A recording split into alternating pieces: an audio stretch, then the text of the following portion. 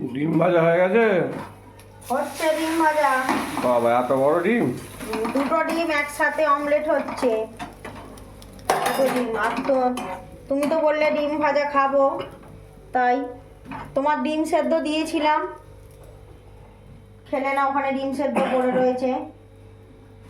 আর আজকে দুপুরে বন্ধুরা আমাদের কি কি রান্না হয়েছে বলছি। আজকে হয়েছে উচ্ছে চচ্চড়ি, তারপরে গাছ কড়াই দিয়ে আলু দিয়ে ঝাল, টকের ডাল, আর কলমি শাক ভাজা, আর আমের চাটনি। ডিম সেদ্ধ দিয়েছি, তোমাদের দাদাভাই ডিম সেদ্ধ খাবে না। আর এর আগের দিন রাতে তোমরা ভিডিওতে দেখেছো চিকেন চাপ খাওয়া হয়েছিল বলে রাতে, ওই জন্য আজকে মাছ নিয়ে আসেনি। তা তোমার দাদা ভাইয়ের জন্য একটা ডিম সেদ্ধ দিয়েছিলাম, খাবে না, আবার অমলেট করে দিতে হচ্ছে দুটো ডিম। আমার ছেলে, বাবা আর ও খাবে।